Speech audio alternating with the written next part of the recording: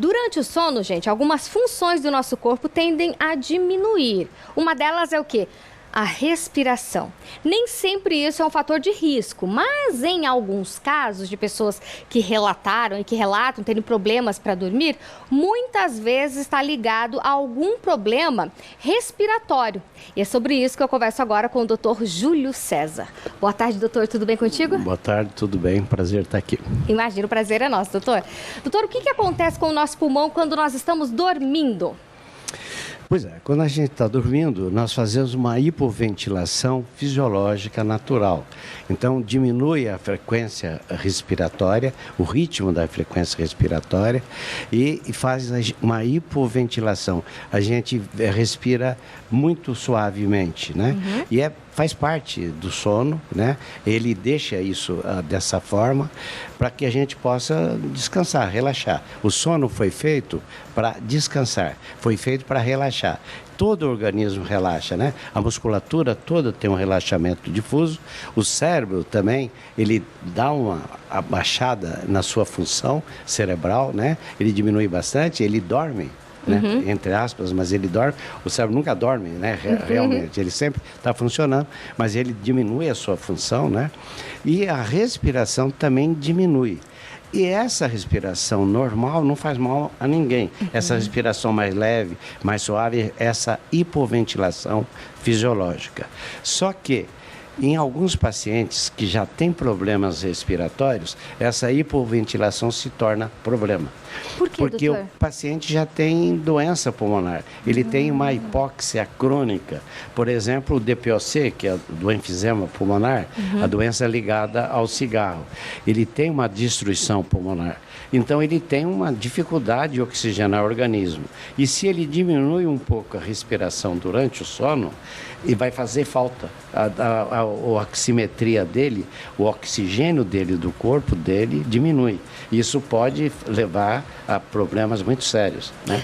Então, normalmente, esses pacientes, às vezes, quando isso ocorre, nem todos os DPOC faz isso, mas quando isso ocorre, nós temos que fazer ele dormir com oxigênio, por causa dessa hipoventilação natural associado a sua própria doença base, que é o DPOC, que é o enfisema pulmonar. Tá, doutor, e como identificar? Então, o fator de risco é a enfisema, né? Já chegamos ali a um ponto. Mas, por exemplo, como que os sintomas, identificar para que ele precise desse oxigênio para dormir?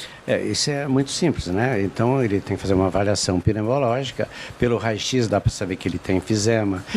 A sua clínica toda, ele sente dispneia, falta de ar ao esforço, né? Ele se esforça, a caminhada, ele já sente um cansaço enorme, né? Porque ele é fumante, ele estragou seu próprio pulmão e é por isso que ele tem sintomas típicos disso. O principal é a falta de ar.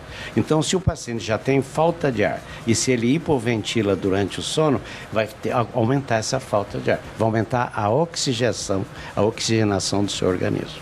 E se não tratar, se não fizer essa oxigenação de forma correta, o que pode acontecer com esse paciente, doutor? Esse paciente vai ter doenças gravíssimas cardiorrespiratórias e dependendo da hipoxemia que ele faz, a baixa importante do oxigênio, ele pode até vir a falecer durante a noite e durante o sono, né? Fazendo infarto do coração, né? Porque falta oxigênio para tudo, pode ter AVC, acidente vascular cerebral, né? Pela própria hipóxia da doença, juntando-se à própria hipoventilação fisiológica natural do sono. E aproveitando, doutor, que a gente está falando dessa questão da respiração, o sono e tudo mais, e aquelas pessoas que param por alguns segundos de respirar, que a apneia do sono que chama, né? Quais são os riscos dessa apneia? Então, a apneia do sono é uma doença típica, assim, do sono, né? Durante o sono, durante o dormir, o ato de dormir. Quando nós respiramos, existe uma passagem do ar que vem do exterior pela narina, ou se você respira pela boca, passa pela garganta e entra no pulmão. Essa é a respiração normal que nós precisamos desse oxigênio que é retirado do meio ambiente. Tem pessoas que têm alterações na faringe e na laringe, com uma passagem de ar diminuída. né? Ou porque ele tem alteração do todo o arcabouço ortognático aqui da parte mandibular, né? Por rinite alérgica desde a infância. A adenoide é um dos maiores provocadores dessa alteração funcional dos maxilares, né? Ou também porque ele tem uma obstrução natural feito por amígdala e úvula, que pode obstruir a passagem de ar, né? E dificultar isso e dar a famosa apneia do sono, a obesidade, que é uma outra doença que faz obstruir a garganta, né?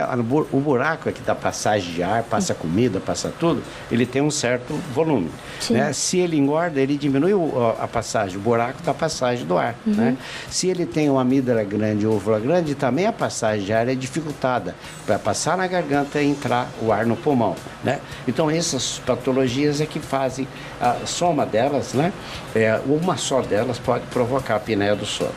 Uma das causas maiores da apneia do sono é a obesidade, é uma das principais, né? Mas a alteração fisiológica dos maxilares, principalmente em criança, que a gente vê isso muito fácil, e são crianças normalmente que têm hipertrofia de adenoide, hipertrofia de amígdala, né? Úvula muito grande, língua muito grande. Tem gente que tem a língua muito grande, quando dorme relaxa e essa língua vai para trás e ela acaba tampando o buraco da passagem do ar. E aí tem a famosa apneia do sono. A apneia do sono é não respirar. Fica trancado aqui, não passa ar e o paciente pode vir a falecer, né? Com a apneia do sono. Acima de 1 minuto, 1 minuto e meio, 2 minutos, né? Tem risco de vida, de parar, fazer uma parada cardiorrespiratória e vir a falecer. E após o diagnóstico da apneia, os tratamentos devem depender de que tipo que é da pessoa, né? Isso, se for, por exemplo, hoje, por coincidência, hoje de manhã, eu peguei um paciente, um adulto, que tinha uma enorme hipertrofia de amígdala e uma úvula muito grande. Certo. Esse paciente é candidato a fazer a cirurgia da amígdala e diminuir a úvula. Eu acho que só isso vai melhorar ele e ele não vai precisar, por exemplo, usar um aparelho chamado CPAP, porque ele faz a abertura lá dentro, né, da garganta com a retirada da amígdala e a uva, que não tem muita função, só serve até para atrapalhar, né? Ou os pacientes ortodônticos, né, que tem uma alteração do maxilar, né, tem uma retognatia, queixinho pequeno e para trás. Se você vai para trás o queixo, obstrui mais ainda a garganta lá atrás, né? Entendi. Que com o aparelho ortodôntico, tratamento com a ortodontia, né, com os dentistas, né? E aí você acaba melhorando. Então, tudo tem solução. Na obesidade é emagrecer, né? Normalmente, o obeso, ele emagrece, fazer cirurgia bariátrica, pode fazer dieta, alguns emagrecem, mas a grande maioria não consegue emagrecer, a menos com a cirurgia bariátrica, né? Então, tem a única forma melhor, né, definitiva, é usar um aparelho chamado CPAP. O aparelho é uma máscarazinha que é colocada num aparelho do lado, da cama, ali do lado, se liga na tomada, e ele traz um fluxo de ar contínuo para dentro dessa máscara, para dentro da parte nasal, passa pela garganta e entra o vento lá dentro do pulmão. E essa pressão, você coloca uma certa pressão nessa passagem de ar e faz com que não haja o colabamento interno ali da laringe. Então não há colabamento, né, da faringe, da hipofaringe e da laringe. Então não há obstrução de vias aéreas. É o famoso CPAP, é uma coisa fácil até, é uma coisa simples, mas que muito recente isso, só tem 20 anos, mais ou menos, a medicina do sono. Antes não tinha medicina do sono. Eu, inclusive, quando eu fiz faculdade lá atrás, não se falava em doença do sono, né? E aí, depois de 20 anos para cá, que foi a última especialidade que saiu na medicina, né? Que é a doença do sono, né? Há 10, 12 anos, 14 anos que eu já Ainda sou bem, né, doutor? Da área. Fui um dos pioneiros, inclusive. Que bom, parabéns. Sono, né? Que bom, doutor. Nossa, como é bom conversar contigo, esclarecer dúvidas, né? Tenho certeza que muitas pessoas que têm dúvidas, né, sobre essa questão de respiração e sono conseguiram saná-las aqui com a nossa entrevista. Doutor Júlio, muitíssimo obrigada mais uma vez. Sempre às ordens. Até uma próxima. Até uma próxima.